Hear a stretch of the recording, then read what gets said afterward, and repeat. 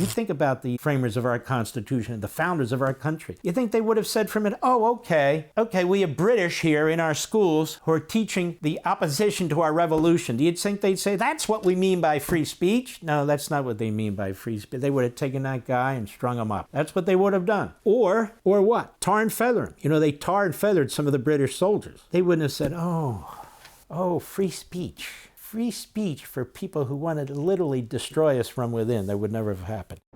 The President of the United States has now warned Hamas to follow through with this agreement. He was asked, well, how fast? He said, very soon, or again, they're going to be disarmed one way or the other. Now, disarm one way or the other means that the Israelis have to go back in there and destroy them. Something Netanyahu said needed to be done. Obviously, it would have been better once they had them surrounded and all their forces were in place.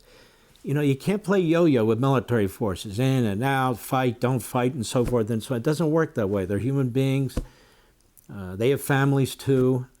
You lose the strategic opportunity and advantage that you fought for and many of your soldiers died for. The equivalent, if we're talking about the number of soldiers, the equivalent of soldiers the Israelis have lost in this 2-year period would be about 40,000 of our soldiers. It's a lot of soldiers. People talk about what the casualties are in Gaza. Here's the truth. We have no idea. It's certainly not 67,000. That's a Hamas number. It's certainly not mostly children and women. That's Hamas propaganda. We have experts who have said that's simply not possible. I want to hit on another issue, related and unrelated to what we've been talking about, and that is this campaign in New York with Mamdani. Mamdani supports the enemy. Mamdani is an Islamist, a Marxist Islamist. That's what he is. The Qatari royal family, which I detest, I don't care who likes them, I don't care who breaks bread with them, they are, in my view, the enemy. You can't be perpetrator and mediator at the same time. That doesn't fly. You can't be a mighty force behind 9/11 by protecting KSM, giving him, money, sustenance, and then helping him escape from your city, out of the apartment you put him in when the FBI was right there, having given notice and about to take him.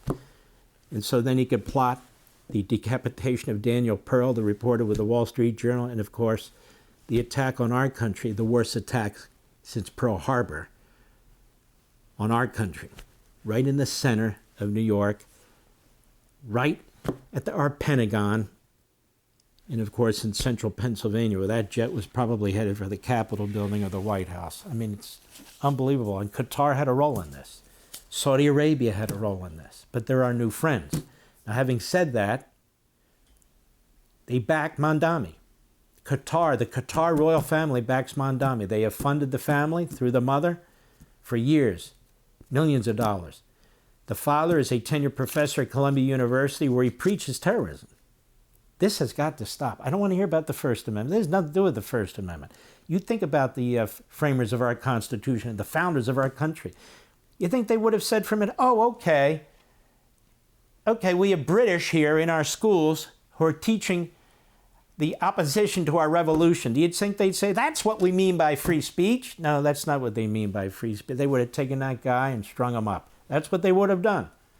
Or put him in one of those, those contraptions and thrown tomatoes at him, the stockade, or rocks until the guy was done.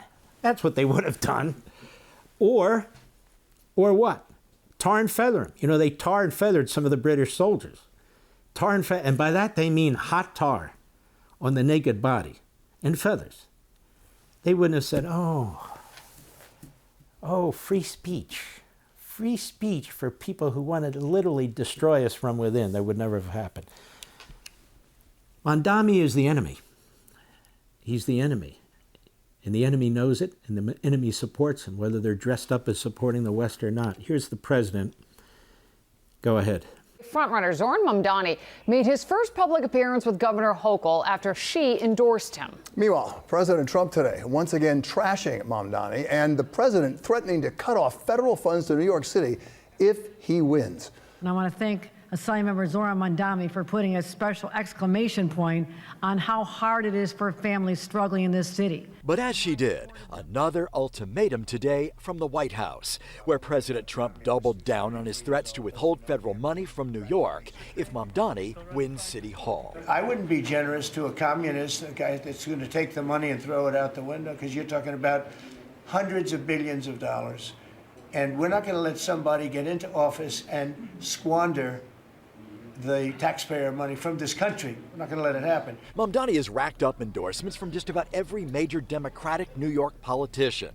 Governor Hochul told reporters today that she will push back on threats from the president and supports Mamdani despite certain philosophical differences. He's created an energy around the will to just focus on what'll make New York City even more exceptional, and that is to make it more. There we go. So the Democrat Party, it's official, backs a Marxist Islamist who's backing Hamas in every way possible. He may not state it outrightly, because that's the way it works.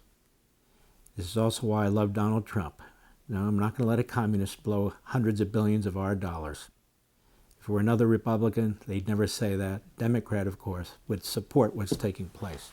For all this and much more, sign up for Levin TV.